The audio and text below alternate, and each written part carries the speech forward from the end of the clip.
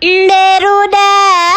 Hari ini masih kami mau ngerekomendasiin 3 seblak prasmanan terenak di Bandung. Nu bener-bener leko enak pokoknya mah para pecinta seblak kudu nonton tapi abis bener-bener apa seblak nu nate di mana. Yang pertama si kami pasti ada tangan heula si seblak Mama Saleh atuh geus puguh ya mah pesta ge loba pisan. Berikut aya nama cira cabang teh aya 3 cenah atuh man nyawe aya nu bisa nolak seblak seleko ieu atuh heueuh. Orang disilawakeun teh alas ya kana si mah request ge cikru terus leko jadi si cikurna teh bener-bener loba pisan barudak. Si cikurna teh siga nama ditumbuk ieu mah jadi rasana teh bener-bener wangi khas cikurna teh karasa pisan lamun si seblak Mama Saleh teh. Pokona mah nu resep seblak medok kudu wajib ka dieu atuh heueuh. Yang kedua ada seblak gacor nu aya di Kiara Condong. Wah aya mah geus juara dunia seblak nu aya di Kiara Condong cuma si teteh ieu nu bisa ngelekeun. So pasti lamun di Kiara Condong mah seblak teh murah ngeunah loba. Berikut tinggal tah bumbuna barudak walaupun murah oge teu main-main mere bumbuna teh bener-bener leko. Itik pa 50 juta kali barudak ieu teh meuningan.